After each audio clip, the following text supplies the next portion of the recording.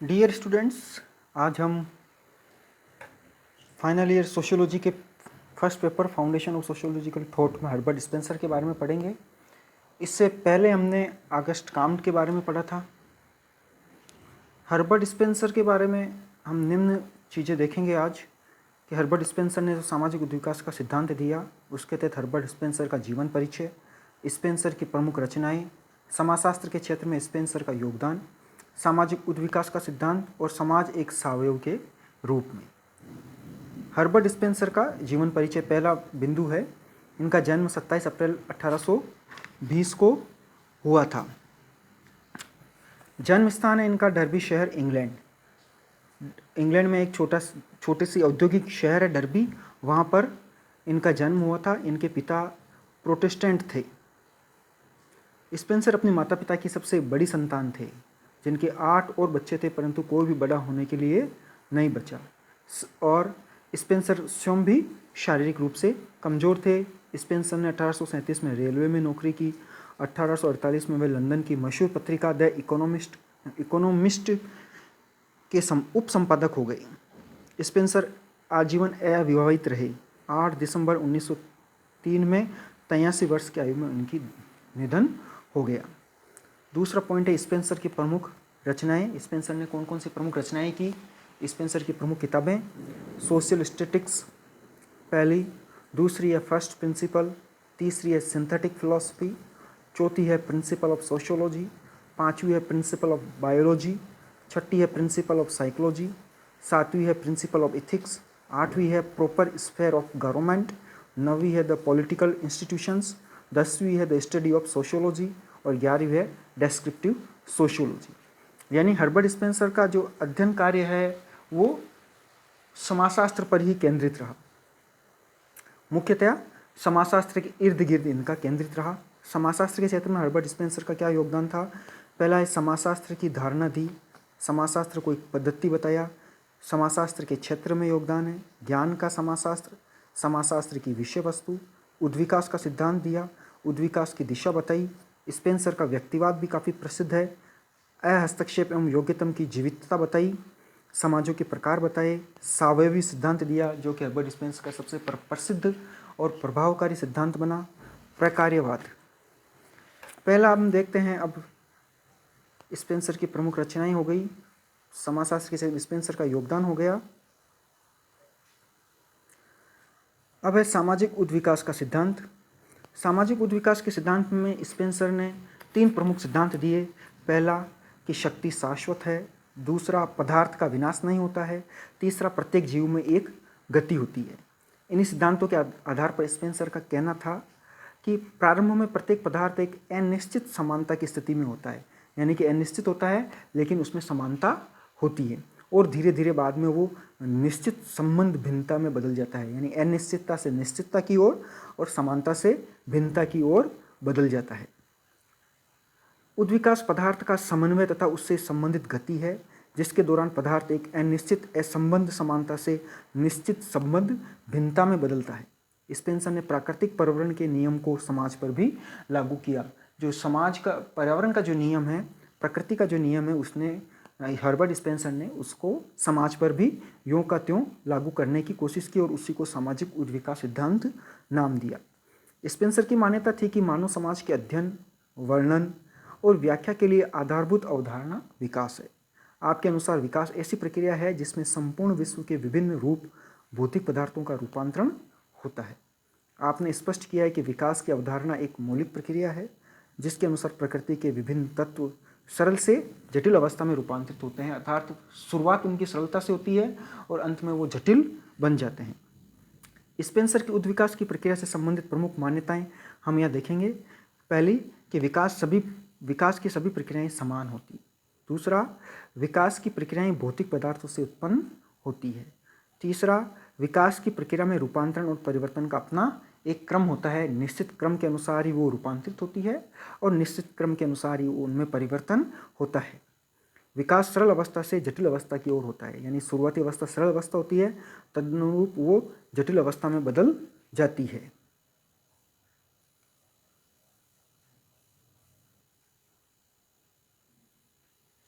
पांचवा, विकास अनिश्चितता से निश्चितता की ओर होता है। छठा है, सामाजिक व्यवस्था आंतरिक विभेदीकरण और एकीकरण की प्रक्रिया के द्वारा अपने पर्यावरण से अनुकूलन करती है।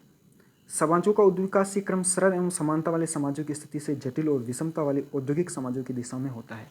यही मुख्य पॉइंट है हर्बर्ट स्पेंसर का, कि वो कहना चाह रहे हैं कि जो समाजों का क्रम है वो क्रम सरलता से जटिलता की ओर होता है, समानता से असमानता की ओर होता है, और बिना विभिन्नताओं वालों से वे वर्तमान में जो औद्योगिक समाज है उस ओर उसकी दिशा होती है।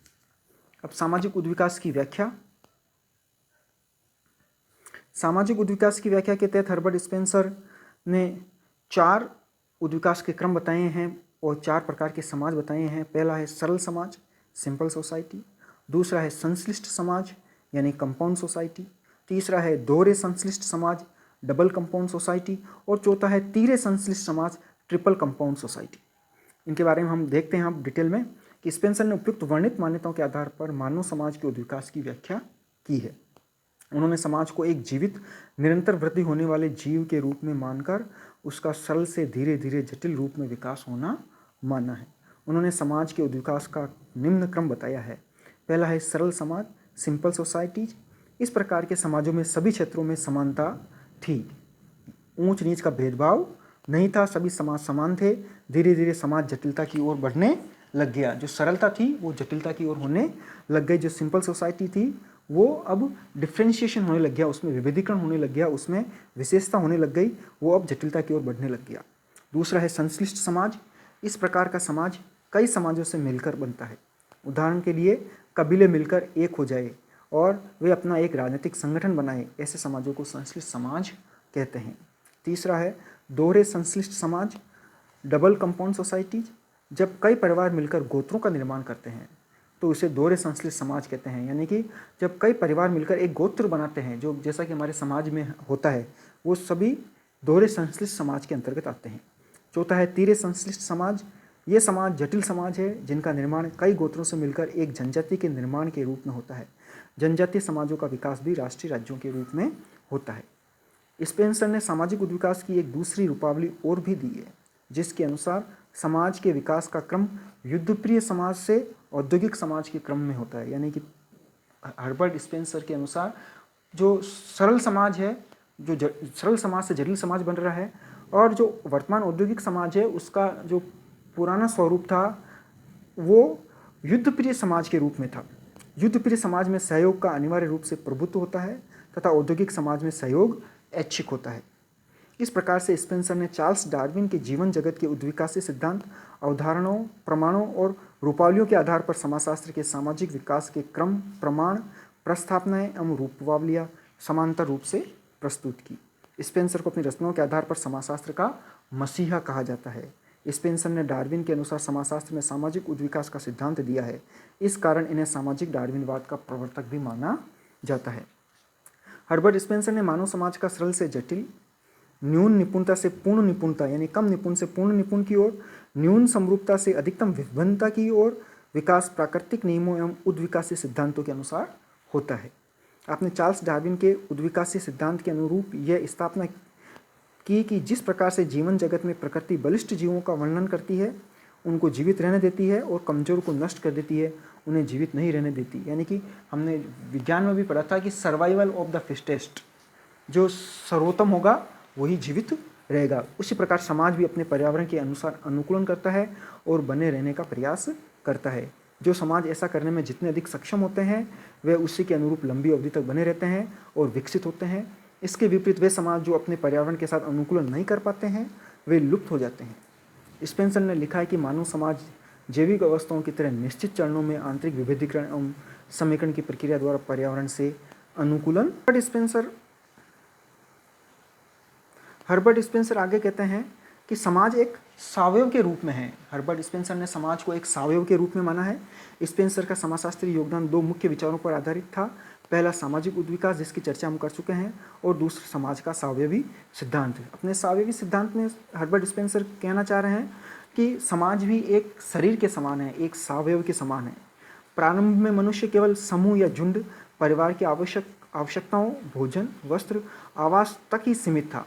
एक दूसरे के प्रति किसी प्रकार की सामाजिक भावना उसमें नहीं थी प्रारंभिक समाज में। उसके बाद में धीरे धीरे परिवर्तन आया। कालांतर में मनुष्य के विचार, अनुभव तथा ज्ञान आदि में उन्नति हुई और यह समूहवादी से सामाजिक बन गया। सामाजिक जीवन के विभिन्न अंग स्पष्ट हो गए, जिसके फलस्वरूप समाज के विभिन्न अंगों के मध्य क्या हुआ, श्रम विभाजन हुआ और विशेषीकरण हुआ, जिसको आगे इमानुएल दुर्खाइम ने बहुत अच्छी तरीके से बताया है कि इसके फलस्वरूप समाज में श्रम विभाजन हुआ और विशेषीकरण आया। इन विभिन्नताओं के होते हुए भी समाज के विभिन्न अंग एक दूसरे से पृथक या पूर्णतया परे नहीं होते हैं, एक दूसरे से बिल्कुल अलग नहीं होते हैं। उनमें कुछ न कुछ अंतर संबंध और आत्मनिर्भरता बनी रहती है। राज्य और परिवार एक दूसरे पर परस्पर निर्भर हैं, यानी कि एक दूसरे पर अंतर निर्भरता खत्म नहीं होती, एक दूसरे पर वो अंतर निर्भर रहते हैं, एक दूसरे को प्रभावित करते हैं, एक दूसरे से प्रभावित होते हैं। सामाजिक जीवन तथा व्यवस्था एवं संगठन में एक निश्चितता पनप जाती है। चौथा है, प्राणीशास्त्रीय उद्विकास की भांति सामाजिक उद्विकास की प्रक्रिया कुछ निश्चित स्तरों से होकर गुजरती है। यानी कि जैसे प्राणीशास्त्रीय उद्विकास होता है वो एक निश्चित अवस्थाओं से होकर गुजरता है। जैसे एक मेंढक का निर्माण हुआ या एक जो मछली बनी वो निश्चित अवस्थाओं से होकर गुजरी, एक मनुष्य का निर्माण हुआ, एक बंदर का निर्माण हुआ, विभिन्न प्रकार के भ्रूण का जो परिवर्तन होता है, भ्रूण का जो विकास होता है वो एक निश्चित अवस्थाओं से होता है, निश्चित स्तरों से होता है कि उन्हीं स्तरों से गुजरकर वर्तमान में उसने ये स्वरूप पाया है।